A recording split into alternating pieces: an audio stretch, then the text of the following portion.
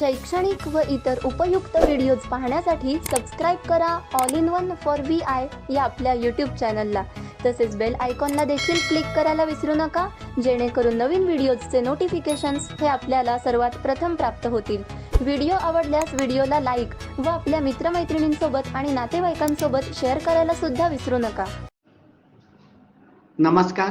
All in one for VIच्या WhatsApp समूहासाठी आणि यूट्यूब चॅनलसाठी संजय पाटील. आजच्या गणिताच्या विशेष सत्रात मी आपले हार्दिक स्वागत करतो. तत्पूर्वी हे यूट्यूब चॅनल आपण लाईक, सबस्क्राईब आणि शेअर केले नसेल तर ते कृपया लाईक, सबस्क्राईब आणि शेअर करावे. आपण संख्यांचा क्रमसंबंध गणित या विषयात बघत आहोत. संख्यांचा क्रमसंबंध याचा अर्थ संख्यांचा लहान मोठेपणा. मागच्या भागात आपण 1 अंकी, 2 अंकी, 3 अंकी संख्यांचा लहान मोठेपणा म्हणजेच क्रमसंबंध बघितला. त्या चढत्या उतरत्या क्रमाने कशा लावल्या जातात तेही बघितलं. आज आपण 4 अंकी संख्यांचा विचार करूया. या ठिकाणी मी 3 संख्या घेतल्या आहेत. 2359, 5792, 9847. आपण एककांपासून जर विचार केला तर 2359 च्या एककात 9 आहेत, 5792 च्या एककात 2 आहेत आणि 9847 च्या एककात 7 आहेत. पण लहान मोठेपणा ठरवताना एककांचा विचार न करता आपल्याला डायरेक्ट हजारांचा आधी विचार केलेला अधिक बरं राहील. आता बघा, 2359 मध्ये एककात 9, दशकात 5, शतकात 3, हजारात 2. 5792 मध्ये एककात 2, दशकात 9, शतकात 7, हजारात 5 आणि 9847 मध्ये एककात 7, दशकात 4, हजारात 8 एककात 7, दशकात 4, शतकात 8 आणि हजारात 9. चुकून मी हजारात म्हटलं होतं, शतकात 8, हजारात 9.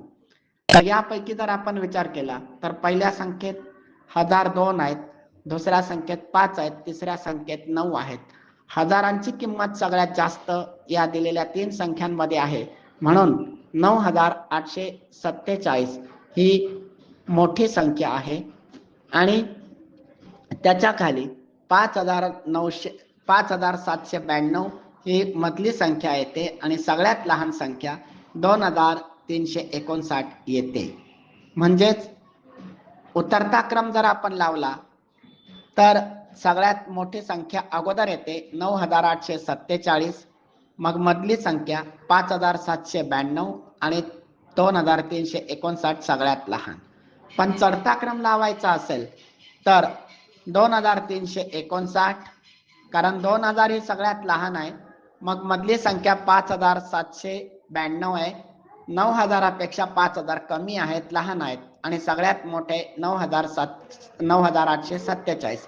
अशा प्रकारे आपण या संख्यांचा लहान मोठेपणा ठरवू शकतो आणि हा ठरवताना शक्यतो हजारांचा विचार करायचा. पण कधी कधी काय होतं, हजार समान असलेत किंवा हजार जरी समान असलेत तर मग शतकांचा विचार करायचा. आता आपण एक संख्या बघूया. आता आपली संख्या आहे 3885. 3885 ही संख्या मी घेतलेली आहे. 3885 नंतर दुसरी संख्या मी घेतली आहे 3945. 3945 ही दुसरी संख्या घेतलेली आहे. मी टेलर फ्रेमचा वापर करून आपल्याला सांगतोय, म्हणून थोडंसं थांबावंही लागतं संख्या पाटीवर लिहीपर्यंत.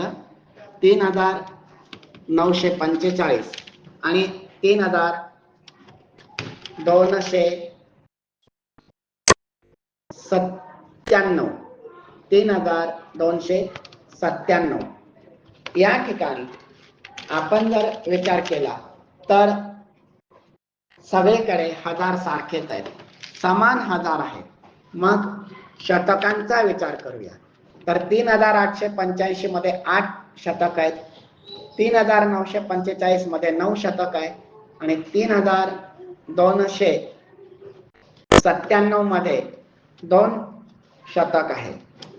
हजार तर समान आहे, त्यामुळे हजारापेक्षा शतकांची किंमत थोडी कमी असते, पण एकक दशकापेक्षा शतकांची किंमत जास्त असते. म्हणून पहिल्या संख्येत 8 शतक आहेत, दुसऱ्यात 9 आहेत, तिसऱ्यात 2 आहेत. म्हणून 3945 ही संख्या सगळ्यात मोठी येणार. मग 8 आणि 2 हे शतक उरले, म्हणून मधली संख्या 3885 येणार आणि सगळ्यात लहान संख्या 3297 येणार. म्हणजे शतकांचा विचार केला तर 8, 9, 2 असे शतक तिन्ही संख्यांमध्ये आहेत. 9 सगळ्यात मोठा असल्यामुळे सगळ्यात मोठी संख्या 3945, मग मधली संख्या 3885 आणि सगळ्यात लहान संख्या 3297 आहे. पण याचा चढता क्रम लावायचा तर शतकांचा विचार करायचा. सगळ्यात लहान शतक 200 आहेत, म्हणून 3297 सगळ्यात लहान, ती चढत्या क्रमाने पहिल्याने येणार. मग 9 आणि 8 चा विचार केला तर 8 हे शतक अधिक आहेत, म्हणून 3885 दुसरी संख्या आणि 3945 ही तिसरी संख्या. म्हणजे हजार, शतक, दशक आणि एकक असा विचार करायचा.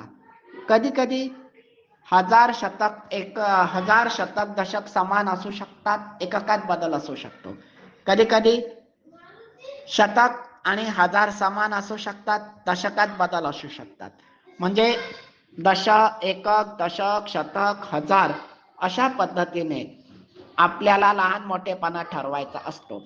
आपल्या स्पर्धा परीक्षांमध्ये अशा प्रकारचे प्रश्न येऊ शकतात की खालील दिलेल्या संख्यांपैकी सगळ्यात लहान संख्या कोणती, मोठी संख्या कोणती, क्रमसंबंध ओळखा.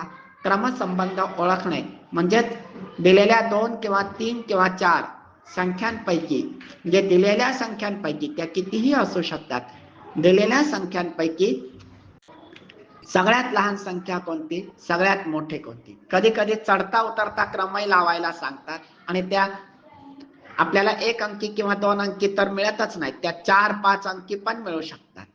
तर आपण 4 अंकी संख्यांपर्यंतच्या लहान मोठ्या संख्यांचा प्रकार बघितलेला आहे. पुढील क्लिपमध्ये आपल्याला अधिक जड होऊ नये म्हणून पुढील क्लिपमध्ये मी 5 अंकी संख्यांबद्दल बोलेन आणि आज येथे थांबूया.